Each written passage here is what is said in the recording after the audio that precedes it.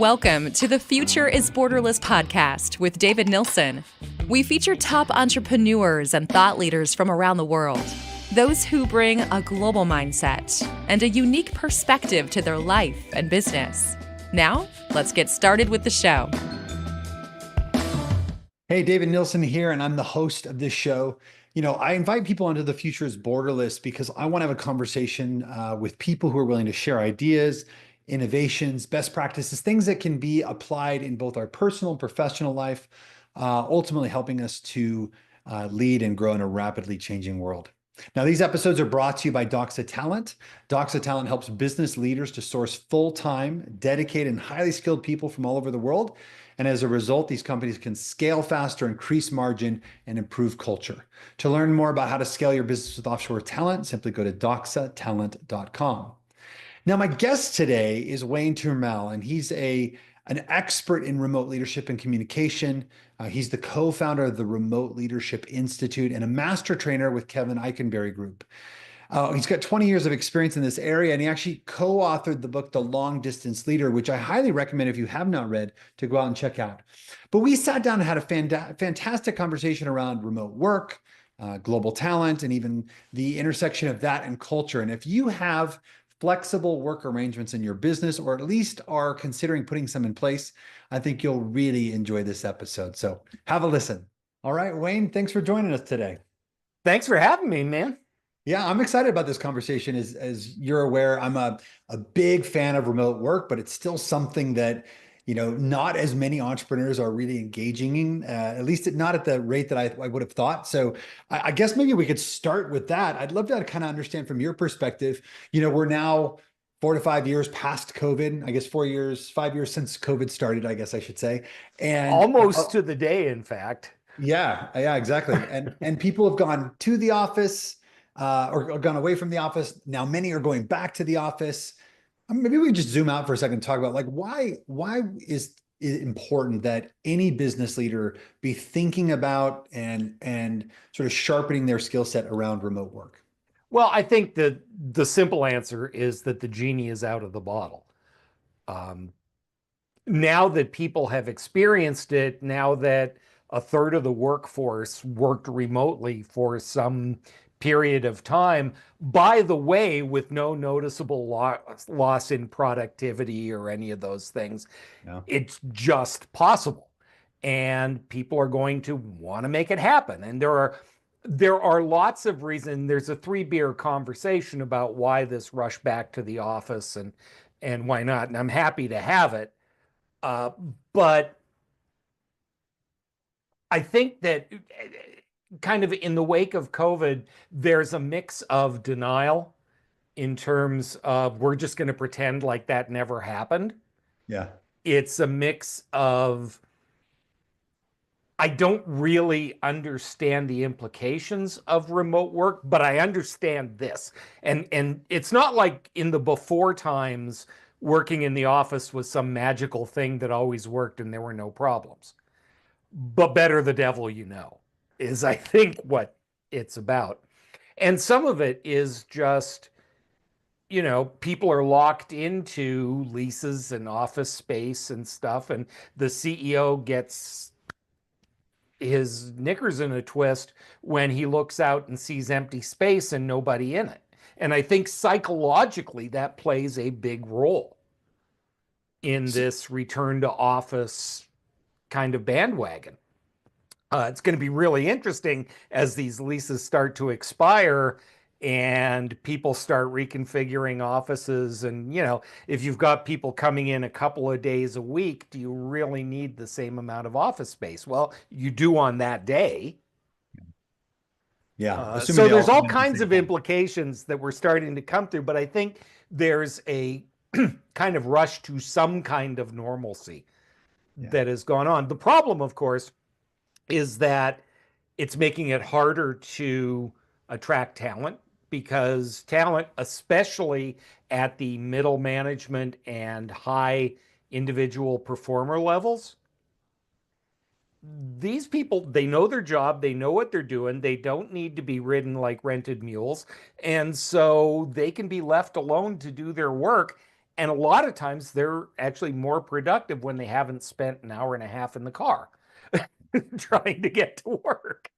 Yeah, it's totally true. And we actually talk about this all the time in our business because I run two fully remote organizations, and the amount of time that people save not commuting to work and the amount of time that gives them back to their family is really important. It's that it seems like the employees' demand for remote work has increased exponentially since we proved that when we moved out of the office, we didn't lose tremendous productivity.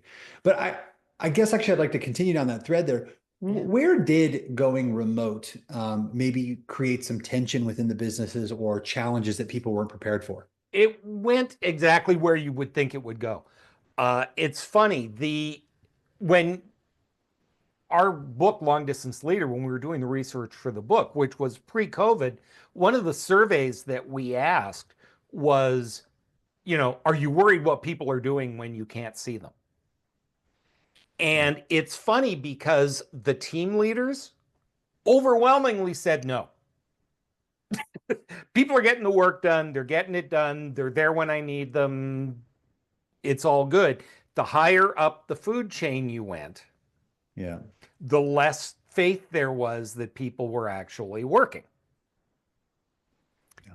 And this so part of it was this mindset of, if we can't see them, if their butts aren't in the chairs, and it led to all kinds of wonderful productive behaviors like measuring keystrokes and logging what time they log on and what time they log off, and all kinds of stuff that didn't really create a great environment. The problem is that remote work has always been positioned as something of benefit to the employee, right? I don't have to commute. I get to spend time with my family. I can actually get work done and not get interrupted. And all those things are benefits to the employee. So when the employee says, let me work remotely, this is the argument they make. The people who run the organization don't care about that stuff. Yes, we would like you not to be exhausted and we'd like well-adjusted humans, but at the end of the day, that's not what we're worried about. Yeah. What are they worried about? They are worried about, are people going to be working if they're not supervised? That's some of it, but it's also things like, can we keep people engaged and create a culture where people want to be here and they're enthusiastic about being here, and can we do that? And in their defense, heaven forbid I actually defend this stuff, but in their defense, senior leaders by definition are senior. They're a little older. They came up in a time when remote work wasn't the norm. And so they are far less confident in their ability to create these things. And some of it is, hey, this is how I came up. I came up, I got hired, I got bolted to somebody in kind of an apprenticeship situation. I met everybody in the office. I knew everybody. We knew where to go. We networked. We spent time together. We broke bread. We partied. We did whatever we did. And that's how I got here. And so this is how you get here. Mm-hmm.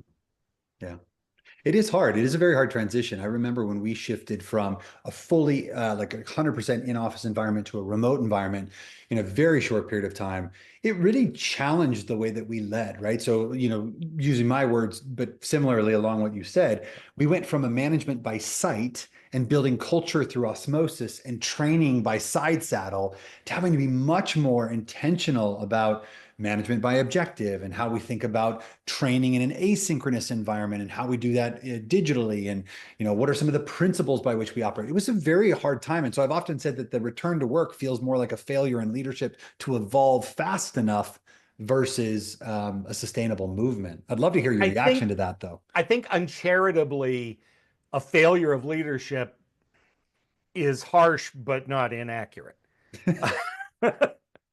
Great. Like I say, I tend to cut people some slack. I also recognize that not every business is cut out to work remotely. True. It depends on the nature of the business, right? Uh, but that being said, my experience was when we all got thrown into the deep end of COVID, people that were good leaders and were mindful of their leadership behaviors and thought like leaders figured it out and made it work. Yeah. Because they were doing the right things. They were managing by objective as opposed to behavior. They were communicating effectively. They made a point of making sure that their team was connected. All stuff that happens by osmosis. Even bad leaders can make that stuff happen when everybody's in the office. Totally. So working remotely isn't radically different than leading in general. The concepts are essentially the same, but how you execute on that is very, very nuanced. Yeah. And if you're not willing to adjust or not willing to accept the differences, you're going to struggle as a leader. Yeah. You are a master trainer at the Kevin Eikenberry Group. How did you become an expert in this field? Like, what drove you towards it? Okay. I'm going to give you a short but relatively accurate version. I was a performer in my misspent youth, and so I didn't join the workforce, the big boy workforce, until I was in my mid 30s. And I started teaching presentation skills. It was the one thing I knew how to do, is stand there and talk. And very quickly, I had a staff of trainers that I was managing and leading. And my focus was on communication. How do people communicate or not at work was really my passion. And so I started in traditional presentation skills. But I remember very clearly in about, 2001 maybe, teaching a class, and somebody said, this standing at the front of the room stuff is great, but I only talk to people like twice a year. The rest of the time I'm on this new thing called WebEx. And I went, what's a WebEx? And I started, and very quickly I realized a couple of things. One is this was going to forever change the way we work. But the other thing is people weren't being taught how to communicate effectively through technology. They were being told, push this button, here's your license, try not to hurt somebody. But they were not being taught you have to organize your thinking differently when you're in a virtual environment. You engage your audience differently. People's attention spans need to be addressed differently. And at the same time, we went from email. I remember very early on with email, the problem was people were writing too much, because they were essentially writing the memos that they had written in the office their entire careers. And so emails start in pursuant to your email of the 17th. Well, nobody does that anymore, right? And not only has the style of communication changed, but for the first time in human history, 70% of white collar work is done in writing. Wow, I didn't That know has, that. well, think about it. Emails, text messages, chat. Slack. How often do you actually speak to another human being? And so the way that we communicate in less than 30 years has radically changed forever. And if your boss seems out of touch, it's because none of this stuff existed when they started. So that's actually, I'm fascinated. I've not heard that statistic, but intuitively I get it. The moment you say that, I see, yeah, I spend most of my time on my keyboard.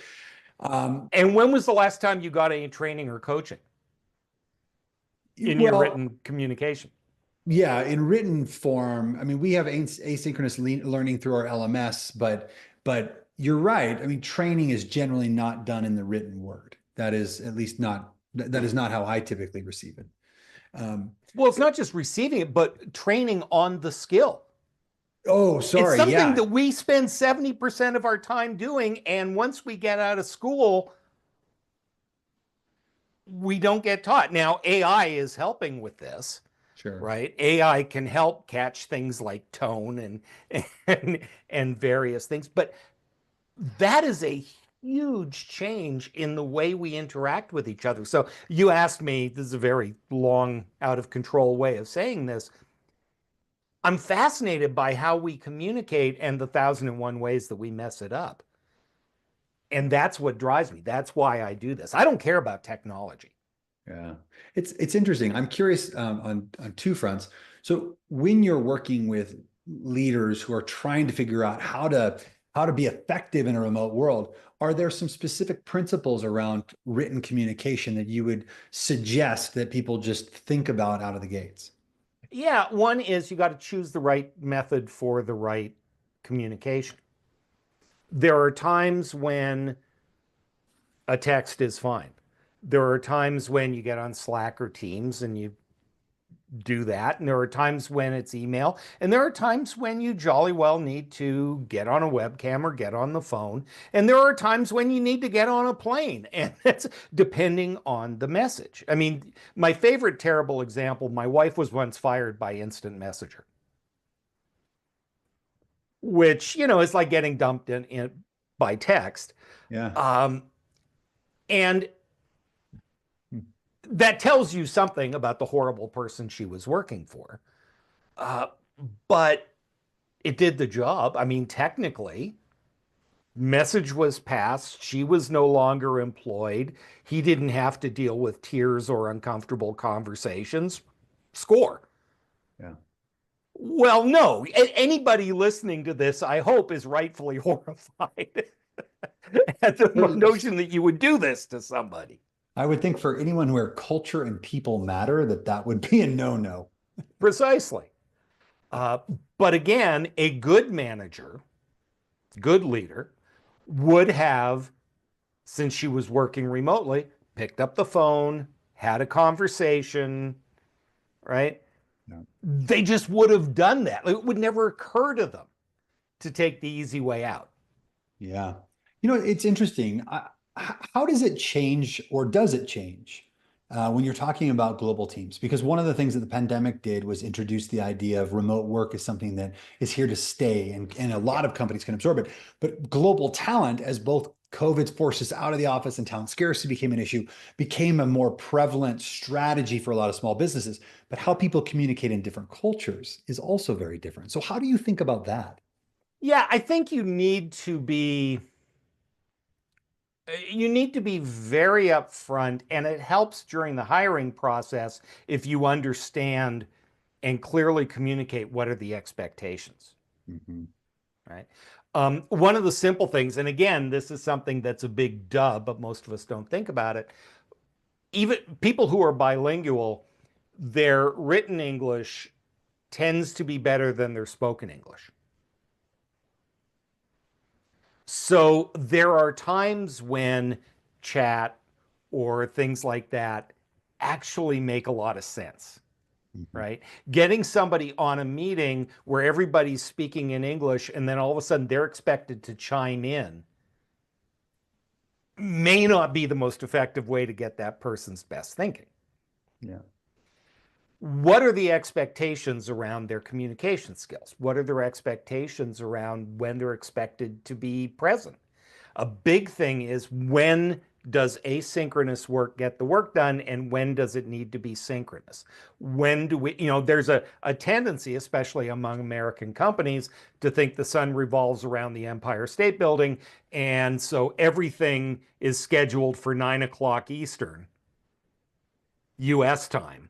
Yeah. And if it's 9 o'clock at night in Bangkok, sucks to be you. Well, maybe that's not the best way to do it. First of all, if you are in another time zone, and I experienced this just being on the West Coast of the US, I'm 3 hours behind the team in Indianapolis. So I'm on meetings at 6 or 7 in the morning. I accept that. I'm an early bird, so it's not a big thing. But if I'm constantly sacrificing my evenings, and I'm constantly at a disadvantage, and nobody seems to acknowledge or care. And my boss never sucks it up and adjusts to my time zone. That's going to wear after a while. That's going to talk about the dynamic and the communication and really who's got the power. Yeah. Yeah, I think that's actually a really important point. That my experience working with global teams, obviously I'm in that business, is in that even though English proficiency is very strong and they can communicate effectively, they're still translating in real time. So it's hard to, experience them to show up and participate in the same way as someone who's a Now, native English speaker. one of the things that is immensely helpful is, for example, we're recording this on Zoom. With the push of a button, we can not only subtitle our conversation, we can subtitle it in other languages. Yeah. That is freaking amazing. Oh. So even though I'm speaking English, it might help to see the subtitles in English, but if I speak Tagalog, it might make sense to have the recording or to have the subtitles in Tagalog.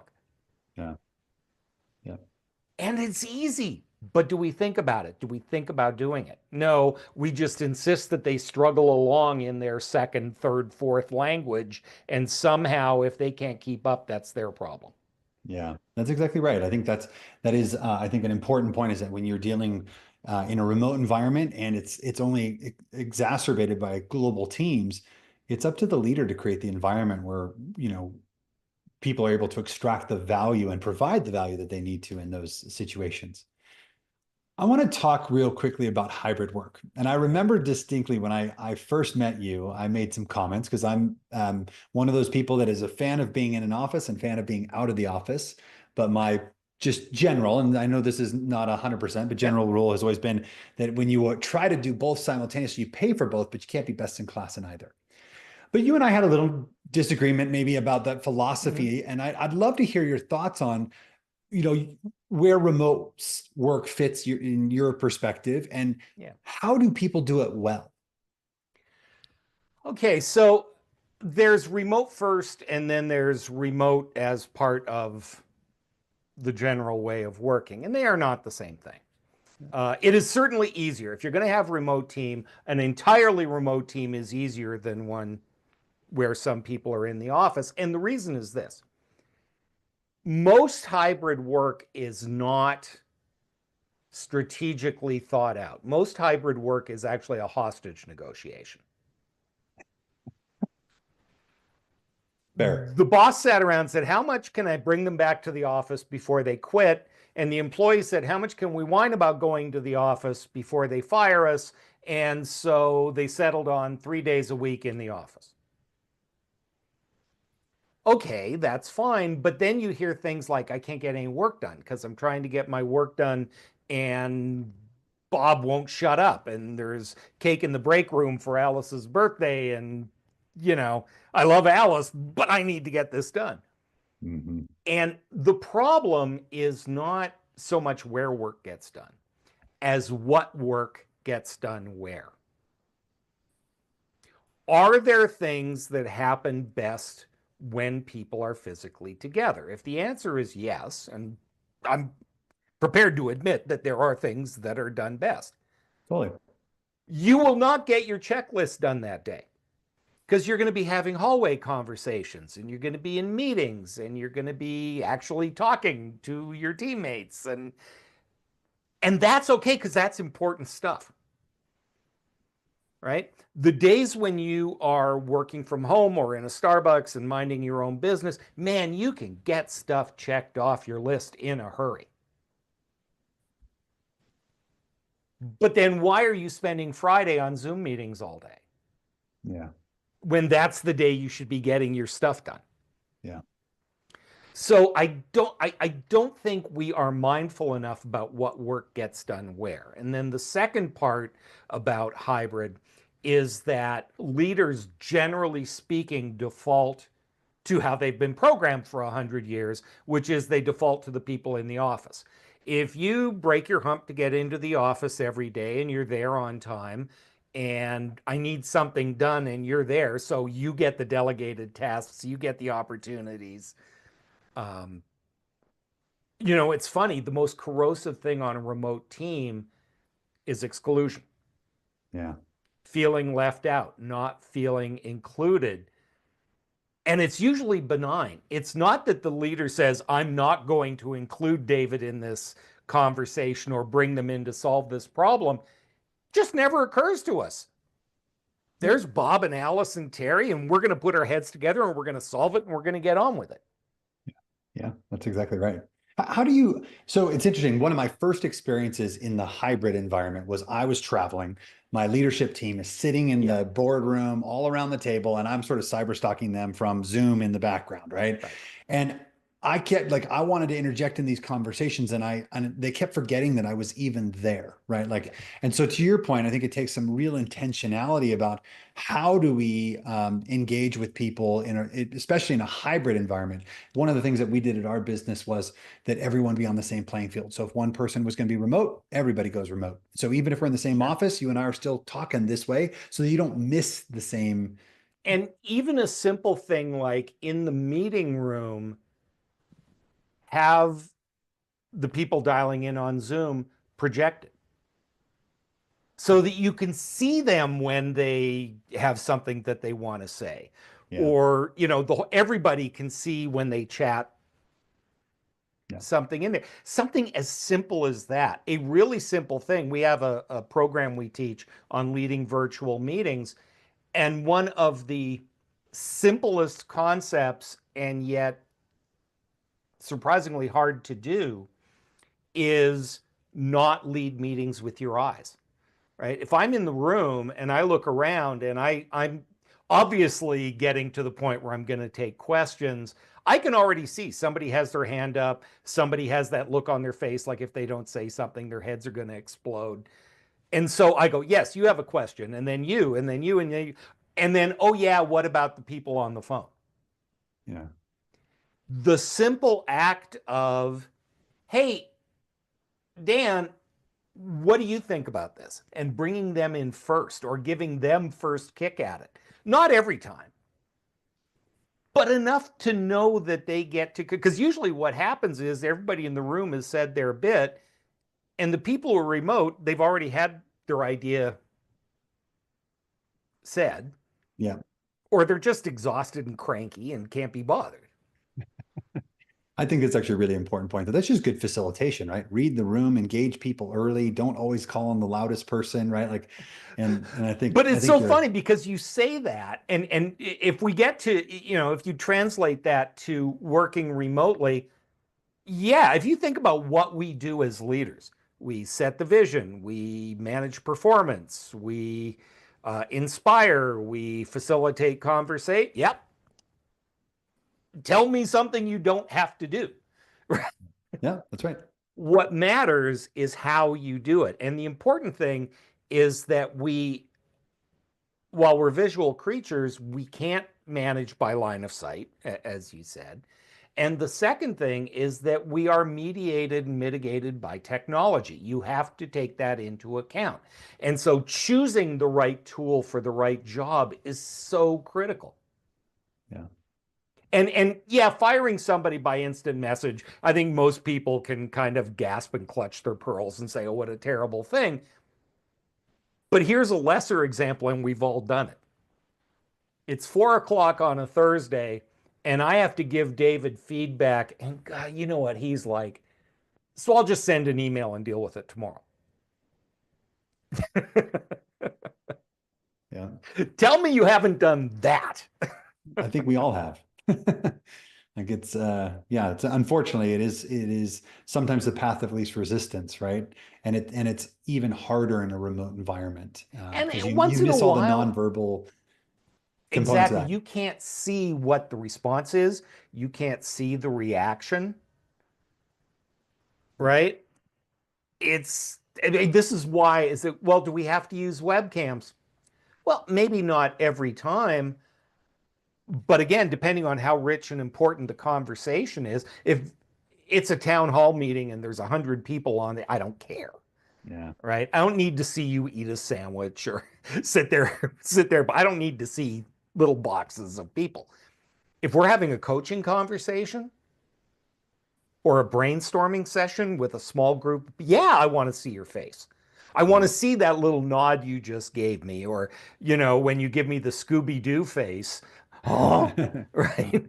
I want to see that because Yeah. that's going to dictate how I communicate with you. Yeah. I think by default, we actually do have an on-camera policy because it's just the nonverbal communication and the chance to sort of participate face to Yeah. face. We need that in most cases. And I know that's not It's the universal, but one thing that COVID did was it pushed us over the Rubicon. totally. Before COVID, it was a battle. We were caught. Do we have to put on webcams? My people don't have webcams. But that was also technology. Bandwidth sucked. There wasn't a good platform. I mean, Zoom didn't exist pre-COVID for all intents and purposes. Um, there's a lot that happened in a very short period of time Yeah. to make it easier to do that. Yeah. Uh, but again, time zones, right? Kevin schedules something for the afternoon East Coast time. It's my lunchtime, and I've been at my desk all day. If I want to eat a sandwich, nobody needs to see that. Totally. So Yeah. I log on to the meeting. I say, "Hi, everybody. How are you? I'm eating my lunch. I'm just going to be here. Don't worry about me." And I turn off my camera. And on a good day, my microphone. I remember.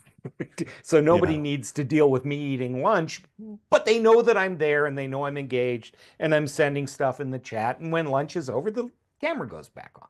Yeah. Let me transition to two different topics. I know we're getting close to the end of our time, but I think there's two things that I wanted to just get your perspective on. The first one is onboarding and training, right? My experience in an office has been, generally what we do is we say, "Hey, Wayne, welcome to the company. You're going to sit next to Dave. You're going to watch him from the next 2 weeks. You're going to pick it up and you're going to be great," right? And I'm oversimplifying it, being dramatic to make a But point, but no, that's sort of how you're going to attach you basically an apprenticeship model. We're going to attach you to Dave, and Dave is going to teach you everything, including all the bad habits and all the gossip that Dave gives you that you don't really want him to impart, but it's Yeah. going to happen. So talk to me about how you help companies redesign that so that it's effective in a remote world and they can bring people on and help them launch successfully within the business. Yeah, I think first of all, if you're going to be in a remote environment and you know this, uh, you are occasionally going to have to pay for an airline ticket. It is entirely possible that at some point in the relationship, you're going to have to be face to face with that person. Depending on who you're hiring, what's their experience level. If they're straight out of school, they're going to need a different type of training than if they were working at the competition and now they've just come over to work for you, but Yeah. they know the job and they know the position and they know what they're supposed to do, right? So part of it is there may be some in person stuff that is needed. But one of the big things you can do is instead of bolting the newbie to Dave, we're going to make Dave the lead, but Alice is in Denver and she's really good at this piece of the business. And somebody else is really good at this piece. And we really want you to get to know this. And so you facilitate the connections and make sure that they aren't just talking to you and their sponsor and that's it. Yeah. Yeah. You need to facilitate those conversations. One of the very simple things that we do is, and we just hired a new salesperson.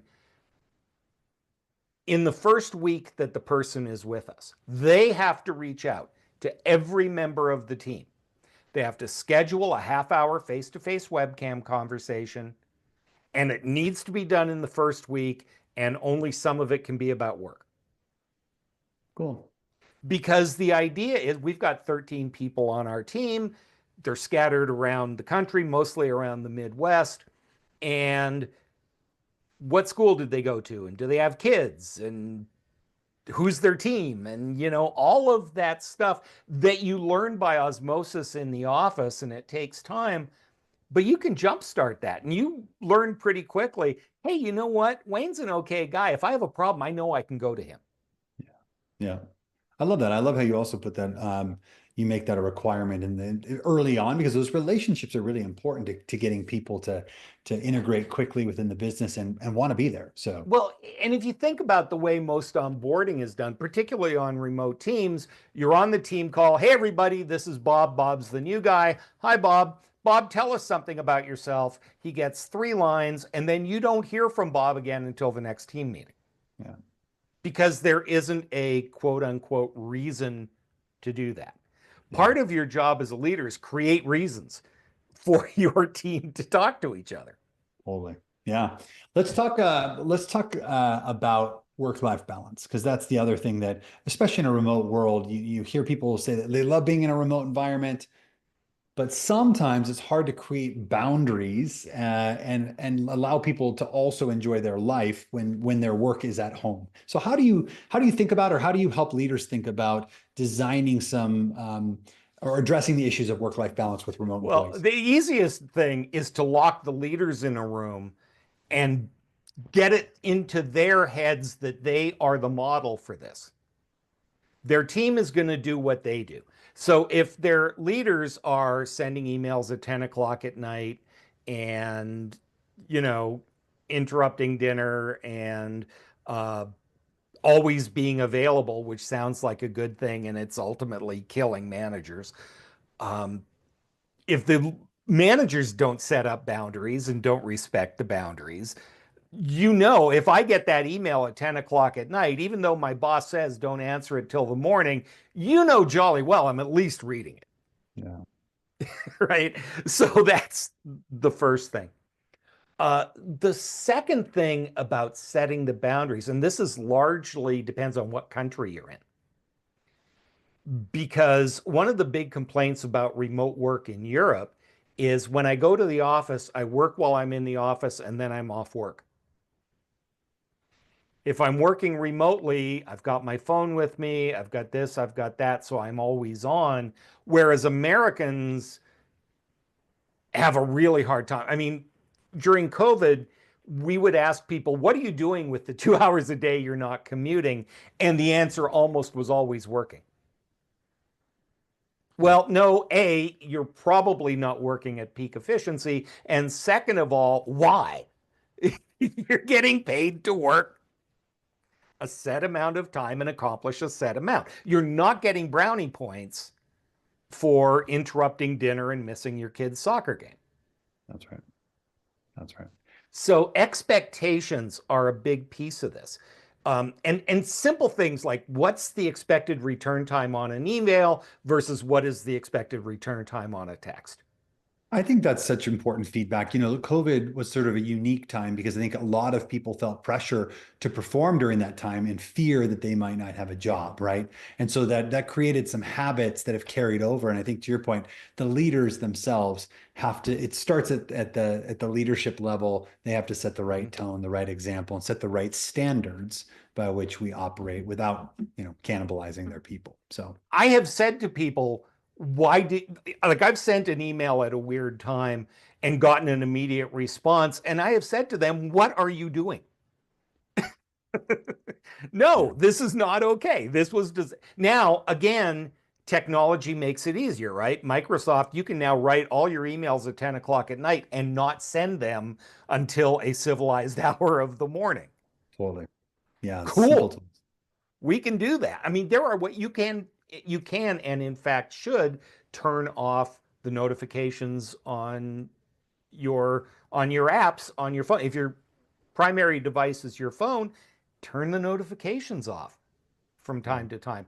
And the biggest thing you can do to prevent annoyances and driving each other crazy is use your status updates on Teams.